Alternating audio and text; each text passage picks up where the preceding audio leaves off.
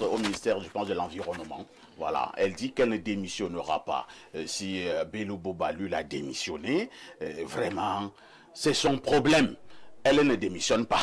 Elle reste à son poste. Quelle est la réaction que vous avez après cette sortie de Marie-Rose Dibon? Bah, écoutez, vous savez, il y a une théorie, en réalité, dans la théorie politique, il est démontré que des politiques, la plupart du temps, poursuivent des objectifs qui leur sont propres. Ils les priorisent sur les objectifs qui pourraient être ceux de la masse qui compte sur les politiques. Donc, il ne faut pas croire que forcément, pendant que vous voulez porter quelqu'un à une position de pouvoir, les objectifs que vous vous assignez sont les objectifs que le politicien lui-même, idéalement, s'assigne. Il a son agenda propre. Il a son calcul en tant que politicien.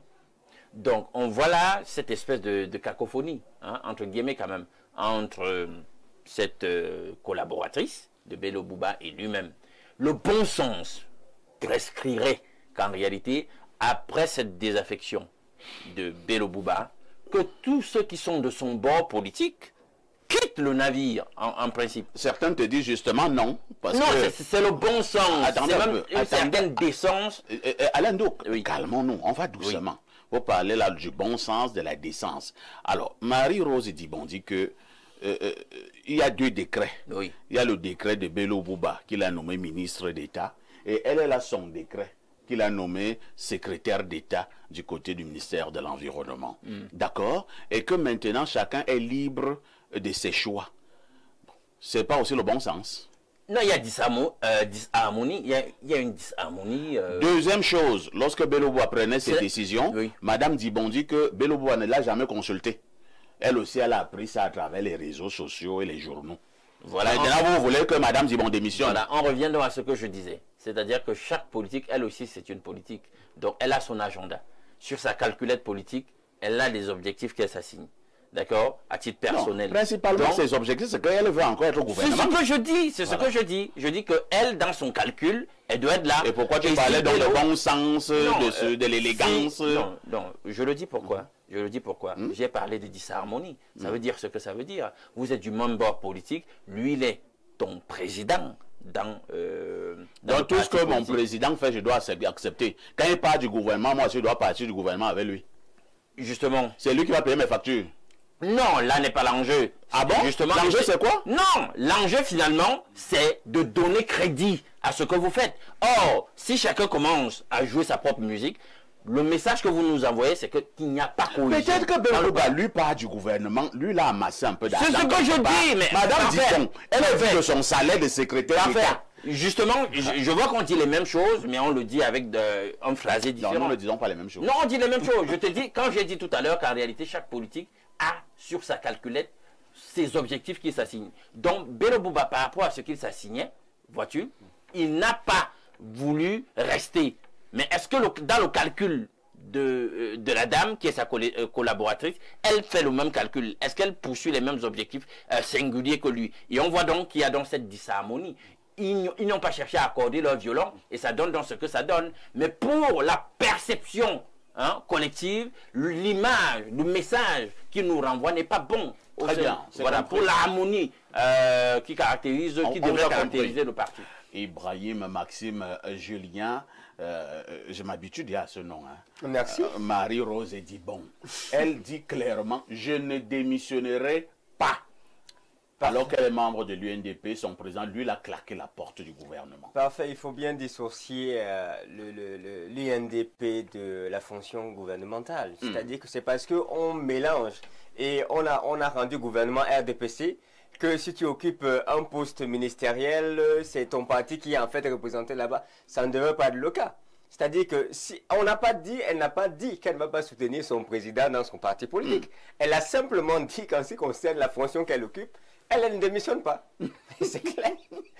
Donc, et elle a la liberté, c'est son opinion. Elle a la liberté de décider de démissionner ou de ne pas démissionner, c'est tout. Merci à Ibrahim. Blériot, le Cameroun devient doux. Hein. C'est beau quand je suis ce genre d'affaires. C'est sûr que Bello Bouba lui-même est un peu gêné. La dame, elle parlait avec beaucoup d'autorité. Hein. Elle était même légèrement énervée. Elle dit qu'elle ne démissionnera pas. Elle est certes membre de l'UNDP. Son président a démissionné du gouvernement, a présenté sa candidature. Elle a dit elle ne démissionnera pas. Elle quittera ce poste si jamais le président de la République l'enlève. Alors, parfait, soyons honnêtes. Vous connaissez Marie-Rose Dibon? Non. Qui la connaissait ici? C'est une célèbre inconnue qui a été admise au gouvernement par l'entremise de la plateforme gouvernementale Alliance UNDP RDPC. Oui. Et celui qui l'a proposé au poste, c'est Bello Bouba Maïgari, qui avait le choix de proposer n'importe qui. Cela s'est fait donc comme c'est Bello qui l'a proposé. Non, allons-y d'abord. Elle n'existait pas. Elle va dans le package de l'UNDP. C'est le package. On dit à Bello Bouba, tu as 4 places, tu as 3 places. Au gouvernement. Tu proposes choisis et lui se choisit ses hommes. Ça veut dire qu'on ne fait pas la politique avec conviction. Il a cru, je crois que Bello Bouba a cru qu'il avait choisi les hommes de confiance. Vous avez vu, Aboubakar a démissionné. Abakar a démissionné. Elle, c'est parce qu'elle fait aussi donc, comme tous les Camerounais, se dit que s'il me reste même 3 mois là, je prends ma part en 3 mois. Et puis bon, parce que je ne sais même plus si Bello Bouba va encore me proposer. Donc peut-être même, je peux faire même une transhumance politique. Je deviens membre du RDP. Alain Douk a raison. Vous ne pouvez pas être de l'UNDP. Le président national, le chef de la plateforme, qui vous a proposé, se retire et vous vous agrippez. Elle est d'union qui la connaît. Depuis que je... Blériot, est-ce que c'est un problème de connaître quelqu'un? Oui, mais Attendez, on va doucement. Ne vous énervez pas. Non, on ne s'énerve pas. Est-ce que le destin n'est pas individuel? Non, le destin est collectif? Les destins sont liés. Non, parfait. On t'a nommé ministre. Non, on ne l'a pas nommé. On a demandé des noms à Bello Bouba. Bon, ça, c'est ce que toi tu dis là. Non, c'est ce que... Non, ça, c'est ce que toi tu dis. Attendez d'abord, ça, c'est ce que vous dites. Oui. Mais nous avons simplement écouté les décrets à la radio et à la télé. Non, Nous, on ne sait pas les transactions qu'il y a eu en bas, ainsi de suite. Si nous sommes dans une société, je prends un cas, nous sommes dans une société d'action. Oui. Alain Douk a 30% d'action. On lui dit, viens avec 30% de personnel. Tu auras le DRH et la DI. Je prends une entreprise de médias comme ici. Alain Douk vient avec son DRH, sa DI. Quand Alain Douk se retire, il se retire avec vous. Il part avec sa part d'action. L'UNDP s'est retiré. Marie-Rose, elle est quoi là maintenant? C'est un fantôme. Fantôme comment? Oui, elle appartient au PCRN. Elle appartient au RDPC désormais. Elle a l'UPC. Et il y a des membres du gouvernement qui ne sont pas dans un parti politique. Oui, choisis comme technocrate par le chef de l'État. Elle n'est pas choisie dans ce sens-là. Il y a des ministres politiques. Elle est ministre politique. Et elle vient de faire un acte de haute trahison. Tous les autres qui regardent... Parce que c'est ça. Moi, si c'est un acte de haute trahison, est-ce que Dibon elle-même ne va pas dire que Bello aussi vient de trahir Paul Biya? Non, Bello a rompu une alliance. C'est pas ça la trahison. Les autres appellent ça trahison aussi. Non. Là, et Bello et Thiro m'expliquent bien. Moi, je vais même vous dire, parce que j'ai une analyse que je fais depuis la nuit. Quand mon enfant est arrivé, j'ai eu une vision. Moi, je crois même que... Je vais vous dire, hier, je pensais à Famendongo. Moi, je crois même que c'est Paul Biya qui fabrique les défections du Grand Nord. Là. Ah bon? Je vais vous dire... On va qu'on aille... Non, je vais vous dire... On aille taper Bello. Non, je vais vous dire quelle est mon inspiration. Non, je vais vous dire quelle est mon inspiration de cette nuit. C'est que Paul Biya veut donner le pouvoir au Grand Nord. En toute douceur. Observez ce qui se passe là. Ces gars-là, Paul Biya est en train de chercher une technique. Parce qu'il ne sait plus comment se débarrasser des faucons qui sont autour de lui, qui attendent le pouvoir. Paul Biya va céder le pouvoir au Grand Nord de cette façon-là. Et ils ne sont... Quand tu dis ça, tu veux que Kamto te regarde comment? Oh, ben, est-ce que j'ai un problème avec Kamto? Non, Kamto n'est pas du Grand Nord. Non, Paul Biya a fabriqué Kamto. Et pour la réussite du plan de Paul Biya, il faut que Kamto aille s'allier à cette affaire-là. C'est Paul Biya qui a organisé toute la politique qu'il y a au Cameroun, qu'on ne trompe personne. Actuellement, c'est lui qui tient les manettes. Il dit que Bello Bouba, Thiro m'a fait comme vous faites là. Il se retire. Tu vas entendre bientôt qu'il y a une alliance avec Kamto et Cabral.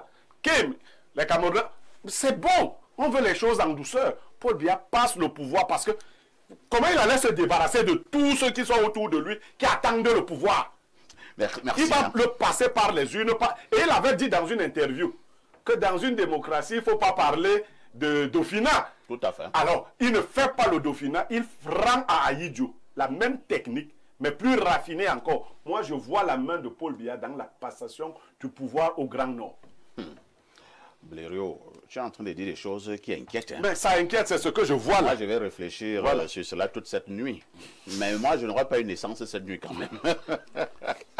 Joseph Zambo, Marie-Rose Dibondi, que les destins ne sont pas collectifs. Si Bello, lui, parle déjà de son gouvernement, là, elle est là encore là. Vraiment, elle est là encore là. Avant ça, elle avait quoi? Il y avait quoi avant? Et avec quoi avant? Bon, en tout cas, je pense que c'est... Il y a aussi des questions des intérêts qui tournent derrière. On s'allie à chaque mouvement en fonction de ses intérêts. Tout à fait. C'est ce qu'on recherche. Néanmoins, si M. Bello avait mieux organisé les intérêts de ses partisans, je suis sûr que d'autres ne trouveront pas de la peine à suivre son mouvement. Donc, il devrait se questionner maintenant. Est-ce que ceux mêmes qui l'ont suivi l'ont fait de gaieté de cœur, ou bien c'est aussi peut-être parce qu'ils sont obligés? Et d'autres s'en sont exprimés en disant qu'ils ne vont pas suivre le mouvement. Donc je pense que la politique est tissée de compromis, des ententes, des contrats internes. Et lorsque ça ne marche pas, c'est qu'il y a une donnée qui n'est pas réellement établie. Merci Joseph Zambo pour votre regard. Nous allons également souhaiter joyeux anniversaire ce matin au délégué général à la Sûreté nationale, le DGSN, Martin Bargangeli. Pour parler comme les autres, on dira le père de la police. Il a 93 ans ce jour et toujours debout. Je pense que ce genre de personne commence à être rare en Afrique. Je ne sais pas quel est son secret, mais Bargangeli à 93 ans, toujours au top, selon le journal Info Matin, parution de ce matin. Petit mot à l'endroit du DGSN qui a 93 ans ce matin, Ibrahim. Alors moi, c'est effectivement, comme vous l'avez dit, c'est très rare, véritablement très rare de voir un monsieur de son âge qui marche comme un jeune homme. Je ne sais pas où il puise son énergie, mais peut-être que je vais aller demander conseil et encourager les téléspectateurs à faire aussi un peu de sport comme lui, parce qu'apparemment la formation militaire, ça aide à tenir. Ouais. Merci. Hein. Rapidement, avec Blériot Nyemek, le père de la police, Martin Bargangeli, a donc 93 ans. C'est son anniversaire ce jour. Un petit mot à l'endroit du DGSN. Non, moi, je ne suis pas d'accord avec Ibrahim. Ce n'est pas la formation militaire, ce n'est pas le sport. C'est donc quoi? Koundé ne serait pas mort. Même fou. C'est quoi le secret de... Ça, il y a des gens qui ont été fabriqués. Vous voyez, hein, fabriqués, on ne sait pas comment. Au village. Ou fabriqués. J'ai vu le délégué général à la Sûreté nationale il y a moins d'un an à l'école de police. Debout 2 heures de temps. Je vous assure, moi-même, je cherchais un siège. Donc, c'est des gens fabriqués. Et non, on va te dire hygiène de vie. Le type marche. Non, il n'est même pas voûté. Ça, c'est des gens fabriqués. Moi, je peux pas. Non, le sport. On vous cite des sportifs qui sont morts. Bien, c'est pour ça que tu ne fais pas le sport. Non, je fais. Non. La dernière fois que tu as fait le sport, c'était quand? C'est pas ça le problème. Non, la dernière fois que tu as fait le sport, c'était quand? Non, on ne se comprend pas. Je ne dis pas que le sport n'apporte rien. À 93 ans, citez-moi le sportif qui est debout comme une aiguille, que vous connaissez. Je ne vois pas. Parce qu'il fait le sport. Tous les gens qui sont dans les trucs là, ils disent hygiène de vie. Cite-moi. La majorité même des sportifs à 70 ans, il est accroulant. Bon, attends. On les voit. Tu veux que je commence à citer les noms? Non, on ne citera pas. Non. Vous voyez un type fabriqué, il est mais il va atteindre 100 ans avec la grâce de Dieu. Debout comme il est là. Et pour nous qui avons... Moi, j'ai déjà eu la chance d'échanger avec lui. Tout à fait. Il a toute sa mémoire. Oui, oui, oui, bien sûr. Ah, bien là sûr. aussi, tu vas me dire que c'est le sport. Il raisonne très bien. C'est le sport. Donc, il est resté lucide. Voilà. Donc, il y a des gens fabriqués comme ça. Mais on les fabrique où seulement comme Je ne sais pas. Alain C'est le sens oui. de Paul Biya lui-même aussi. Et il y a une chanson, hein. Je ne sais pas si tu connais cette chanson. Martin Bargangeli, oh yolo, Oui, je l'ai déjà écouté. oh lolo, le père de la police, oh yolo. Oh Bon, il yolo. faut dire quand même parfait qu'il y a des lignées où vraiment le patrimoine génétique des gens du pédigré en question donne de constater qu'ils vivent longtemps. Ça, il n'y a rien à dire. Et maintenant, bien que vous puissiez être dans une telle lignée, il y a quand même un style de vie qu'il faut adopter pour optimiser véritablement le potentiel génétique sur la question de la longévité. Hein? J'ai suivi une émission une fois, ça fait longtemps, où on expliquait que même le sommeil, par exemple, joue sur la longueur de nos télomères. Les télomères, c'est cette... vous voyez, quand vous avez le chromosome, les bras du chromosome, voilà, des bouts là. On peut dire qu'il faut bien dormir. Quand vous dormez, ça a un impact. Ça fait grandir les télomères un tout petit peu. Quand vous ne dormez pas assez, ça réduit les télomères et ça a une incidence. Moi, je vais alors te dire quelque chose. Martin Barguelé ne dort pas beaucoup. Il ne dort pas beaucoup. Je suis Il va dormir quand gens qui dorment. Ce n'est pas le seul critère. Attends d'abord, Barguelé, c'est à 22h qu'il commence même le travail. Oui, oui, oui. Et pas du bureau habituel avec minuit 1h. Ça, c'est un des aspects. Ça, c'est un des aspects. Non, c'est pas parce que tu dors à 1h, tu peux dormir à 1h, mais tu te rassures que tu vas faire 8 heures de sommeil. Non, c'est pas son cas. Bon, Très tôt le matin, il est au bureau. Alain Douk dort beaucoup. Oui. Dort beaucoup. Maintenant, non, j'ai dit que ça, c'est ce que la science a dit. Maintenant, ce n'est pas le seul critère. Elle n'a pas totalement tort. Voilà, ce n'est pas le seul critère. Maintenant, il y a les autres aspects. Est-ce que le style de vie, il y a la nutrition. C'est clair. Voilà. Est-ce qu'il boit? Il y a Est-ce certainement qu'il se beaucoup drogue? d'influence. Est-ce qu'il se répand comme ça? Il répand ses Les énergies dans n'importe... Voilà, tu en parles. Et là, il faut parler à Blériot. Non, mais Blériot, même encore, c'est canalisé. Et encadré. Non, c'est canalisé avec quoi quand tu as 5 femmes. Il est marié, parfait. Et ça, c'est un problème de mariage. Il travaille dans le mariage. Les femmes ne sont pas des ornements à la maison. Il faut assumer. C'est pas le jeu. C'est pas le jeu. De toutes les façons, la longévité a quelque chose à voir avec tout ce que vous dites. Oui. Mais il y a un don de Dieu. Oui, il y a la Vous grâce voyez, aussi. Il y a des gens qui vivent même très mal Oui, et qui refusent de mourir. c'est vrai. C'est-à-dire, vous le voyez, il y a des corps comme ça. Mais moi, je dis ce qui est spectaculaire, la posture du DGSN. Vous avez déjà vu le pan debout, non? Le pan est voûté totalement. Non, regarde la posture, droit comme une aiguille. C'est ça le problème. Merci. Hein. De toutes les façons, joyeux anniversaire au DGSN. 93 ans, ce n'est pas donné. C'est une grâce du ciel. Nous marquons une touche pause.